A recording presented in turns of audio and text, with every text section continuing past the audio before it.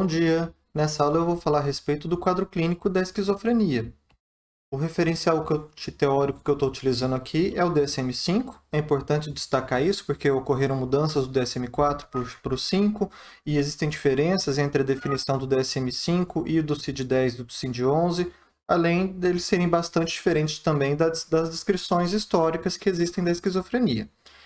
O DSM coloca a esquizofrenia como um transtorno caracterizado pela presença de 5 grupos de sintomas diferentes, que são os delírios. Os delírios são aquelas crenças fixas, irredutíveis, que não se mudam à frente de evidências contundentes do contrário, como as manias de perseguição, as alucinações, quando a pessoa ouve vozes, vê vultos, o pensamento desorganizado, o comportamento desorganizado e, por fim, os sintomas negativos.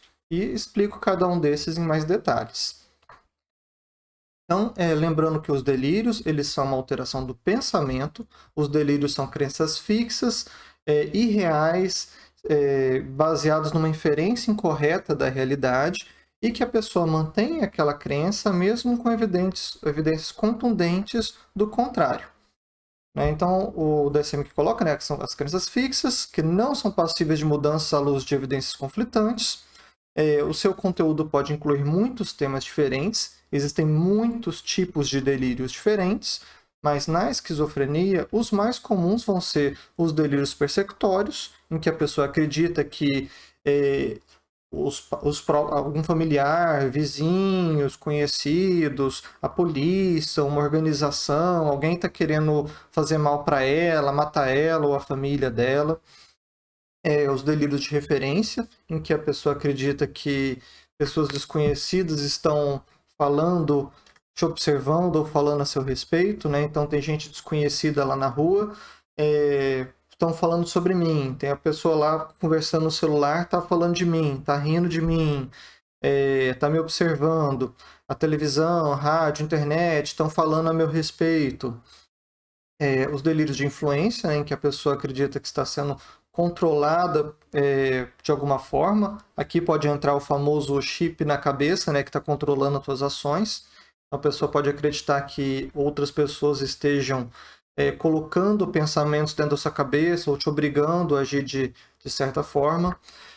Mas na esquizofrenia podem acontecer quaisquer outros tipos de delírios. Podem ter delírios religiosos, a pessoa acreditar que é o Messias, que é Jesus Cristo encarnado, que tem poderes.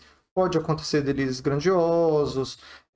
Os delírios podem ser mais estruturados, a pessoa pode falar assim a respeito de contar toda uma história de por que tal firma está te perseguindo, por causa que ela sabe informações sigilosas, e se isso vazar vai acabar com aquela empresa, e por isso eles estão querendo acabar com a tua vida, até sem elaboração nenhuma, assim, querem me matar por quê? Porque querem, sabe? Não sei por que querem fazer isso comigo, mas querem. E eles podem ser mais factíveis, às vezes o conteúdo do delírio é algo assim que poderia ser realidade, e outros delírios que são obviamente reais ou até bizarros, tipo, os alienígenas me sequestraram, colocaram um chip dentro da minha barriga, ou então alguém me dopou durante a noite e substituiu todos os meus órgãos por outros órgãos.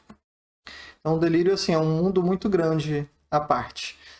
É importante ressaltar aqui também o que não é delírio. Por exemplo, erros não são delírios. Quando a pessoa acredita em alguma coisa por estar mal informada, isso não é delirante.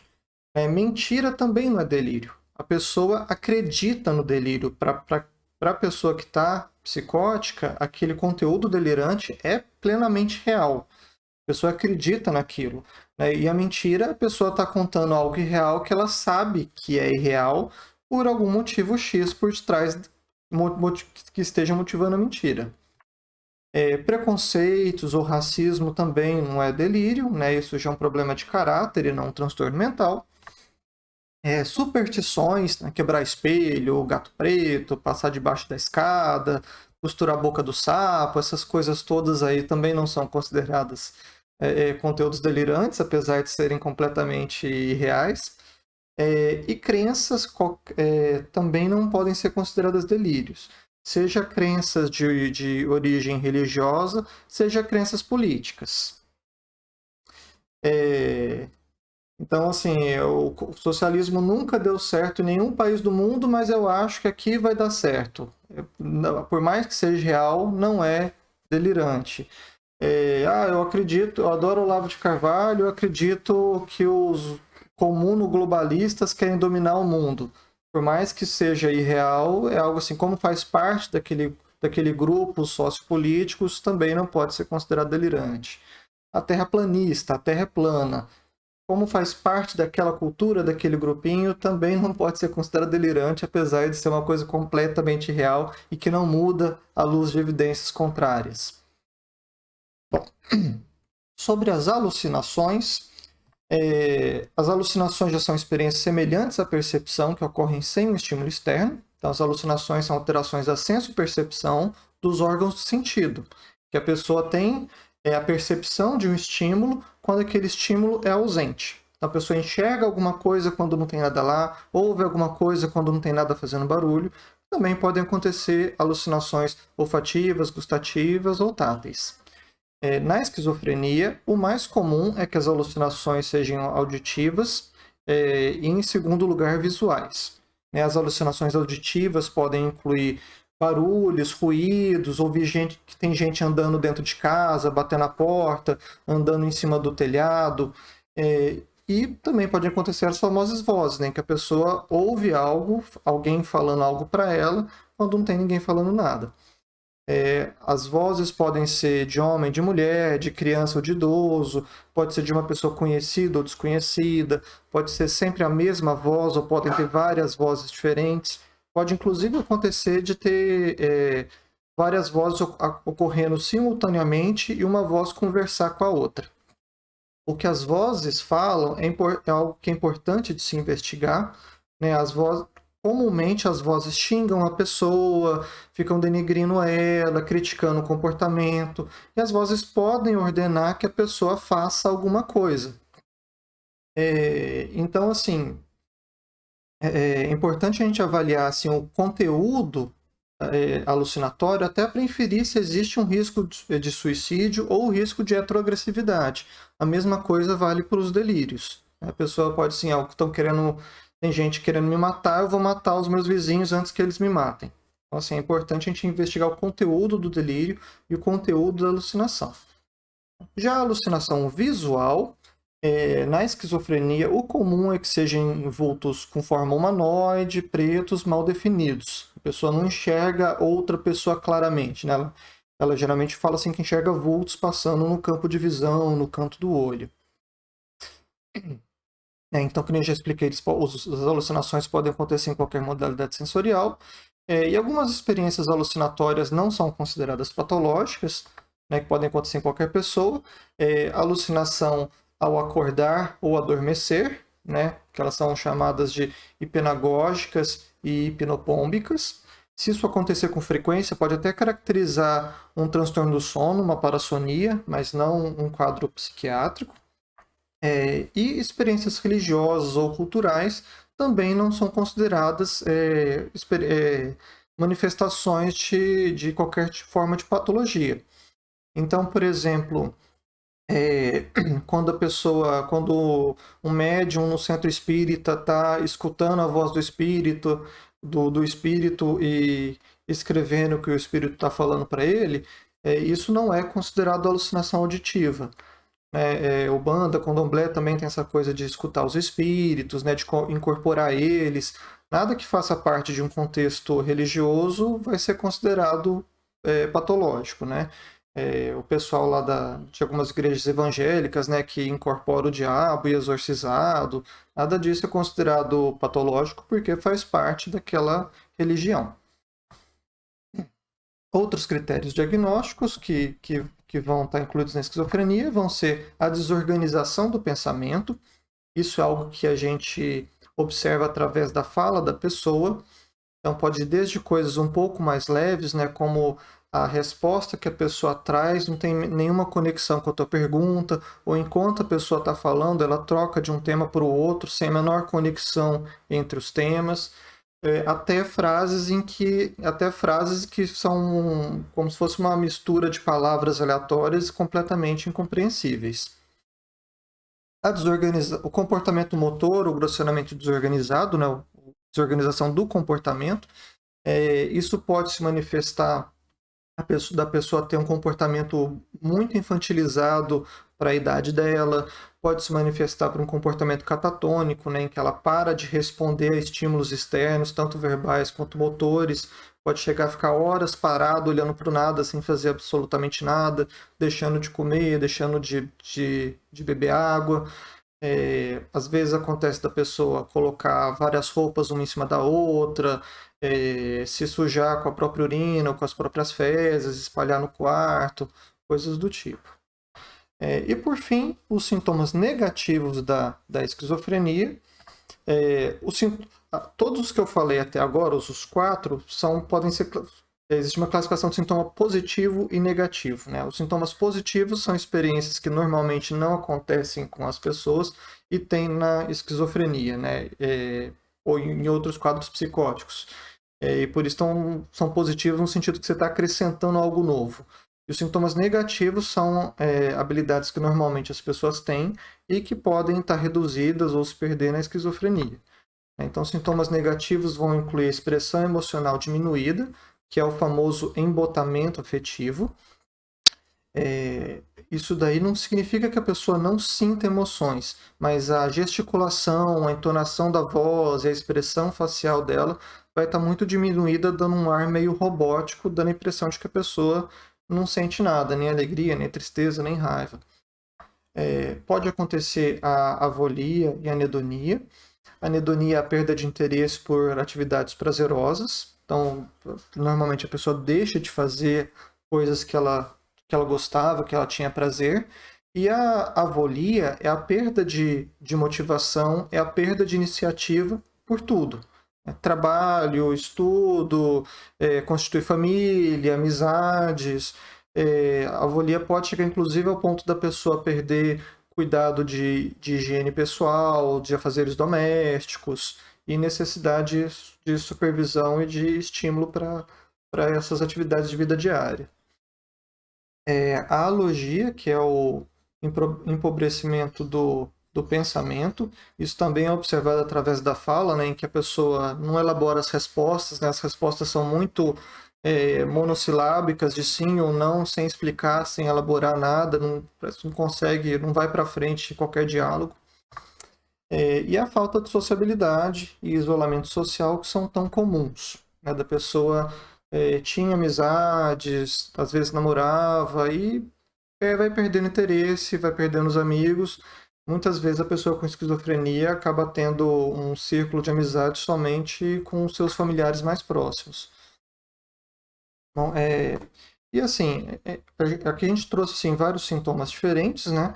Então deu para perceber que sobre o mesmo diagnóstico a gente tem apresentações clínicas diferentes. Até o DSM-4, inclusive, se usava uma classificação de vários subtipos de esquizofrenia, né? Esquizofrenia paranoide, indiferenciada, esquizofrenia catatônica, esquizofrenia befrênica, dependendo do tipo de sintoma predominante. Essa classificação deixou de ser utilizada por causa que ela não consegue muito prever o prognóstico, nem o curso clínico, e a cada momento da evolução da doença, a pessoa pode ter uma apresentação diferente, um tipo de sintoma predominante. De forma assim que essa classificação não tem uma duração, né? Você vai estar simplesmente nomeando o sintoma predominante daquele momento. Mas, então, assim, a gente tem alguma certa diversidade de sintomas, né? O delírio de um paciente com esquizofrenia pode ser muito diferente do outro, as alucinações de um do outro. E existe também uma variação de gravidade muito grande entre os pacientes. Os sintomas psicóticos, né, as manias de perseguição, as vozes acabam chamando muito atenção, especialmente se o paciente também for agitado, agressivo. Mas o que mais traz comprometimento a longo prazo são os sintomas negativos. Tem pessoas que ficam muito mal durante a crise, durante o surto. O nome correto seria episódio psicótico, né, e não surto. Mas ficam muito mal nesse momento. Mas fora dos episódios psicóticos, o paciente às vezes consegue manter uma vida ativa. Então, assim, eu tenho pacientes com esquizofrenia, assim, diagnóstico diferente, não é bipolar, não é secundário condição neurológica, uso de substância, e que trabalha como gerente, faz universidade, curso universidade, curso pós-graduação. E na outra ponta você tem aquelas pessoas que são muito comprometidas e que vão necessitar de cuidados familiares, inclusive de estímulos para cuidar da higiene pessoal, para se alimentar, que não vão conseguir trabalhar e vão ser sempre dependentes de cuidados familiares. Então é importante saber assim, que sobre o mesmo diagnóstico a gente tem pessoas com gravidades muito diferentes. Assim como é importante ressaltar que a presença de sintoma psicótico, né, a presença de alucinações e de delírios, não é exclusiva da esquizofrenia. Sintoma psicótico também acontece no transtorno bipolar, na depressão, acontece por conta de uso de drogas ou induzido por algumas medicações. Várias condições neurológicas e condições clínicas gerais podem desencadear sintomas psicóticos. Assim, psicose não é sinônimo de esquizofrenia. Bom, então, continuando aqui a falar sobre os critérios diagnósticos, você precisa ter no mínimo 2 daqueles 5 sintomas listados anteriormente. Precisa acontecer prejuízo funcional, seja prejuízo em meio acadêmico, trabalho, convívio familiar, convívio social, vida conjugal, capacidade de autocuidado. A duração maior do que 6 meses. Com menos de 6 meses, a gente vai pensar ou no transtorno esquizofreniforme ou no episódio psicótico breve, e não na esquizofrenia. E os próximos critérios são todos relacionados ao diagnóstico diferencial, que eu acabei já citando algumas possibilidades. Sobre o quadro clínico, né? Todo quadro clínico de qualquer transtorno mental sempre é maior e mais amplo do que os critérios diagnósticos. Então, além daquilo que foi falado, também podem acontecer alterações de humor depressivo, humor irritado, de ansiedade, prejuízo cognitivo. Esse aqui, apesar de não ser um critério diagnóstico, é muito comum a pessoa ter um prejuízo cognitivo. Uma das primeiras descrições da esquizofrenia, ela foi nomeada como demência precoce, por conta do comprometimento cognitivo. Então, a capacidade de aprendizagem da pessoa, a capacidade de organização, né, a função executiva dela pode ser muito prejudicada. Já vi casos, por exemplo, de pessoas que estavam fazendo pós-graduação e depois de abrir quadro psicótico, quando ia fazer qualquer prova, acertava 20, 25%, né, o nível de acerto de chute. A cognição social pode estar muito prejudicada, a pessoa perder a noção do que é adequado falar e se portar na frente dos outros. Isso também acaba contribuindo para o isolamento social. Alterações de sono, trocar o dia pela noite, ter insônia, isso é uma coisa que os familiares trazem muita queixa, né? É algo assim que, quando acontece, geralmente uma das prioridades que a família traz. Pelo amor de Deus, deixa ele dormir, porque eu já tenho que cuidar dele pelo dia, ou dela pelo dia, não aguento ter que ficar sem dormir de noite também. Agitação e agressividade, que é uma das situações em que pode ser necessária a internação para proteger a família, proteger outras pessoas, ou até proteger o paciente de si próprio. Suicídio também é bem importante, assim, a questão do suicídio na esquizofrenia. Quando a pessoa com esquizofrenia tenta suicídio, normalmente escolhe meios muito letais. Então, assim, esquizofrenia está dentre a terceira maior causa de suicídio, né? A primeira transtornos de humor, como depressão. Segundo, suicídio relacionado em pessoas que têm transtornos por uso de substâncias. E, em terceiro lugar, esquizofrenia. E isso é um dado muito expressivo, porque a prevalência de esquizofrenia é muito menor do que a prevalência de depressão e de transtorno por uso de substância, e ainda assim ela é responsável por um número expressivo dos casos de suicídio. Então, assim, também uma situação que pode ser necessário internar, especialmente se o paciente não tiver um bom suporte familiar, ou até tem um bom suporte familiar, mas que não tem condições de ficar 24 horas por dia com o paciente. Dentre outros sintomas, certo? Então, assim, o quadro clínico é bem amplo. Quem quiser se aprofundar, além do DSM, eu recomendo muito a leitura do Dalgala Rondo, né, que ele traz bastante detalhes, assim, se aprofunda bastante assim, nos sintomas psicóticos, nos delírios, nas alucinações, nos demais sintomas da esquizofrenia. Um aprendizado insubstituível é com os próprios pacientes. A gente ler e falar a respeito de sintomas de alguma coisa e ouvir alguém que vivencia aquilo contando para a gente é outra experiência. Por conta disso, eu vou colocar no Google Classroom alguns links para vídeos com entrevistas simuladas de pacientes com esquizofrenia. Tá? Então, espero que vocês tenham gostado. Um grande abraço e até as próximas aulas.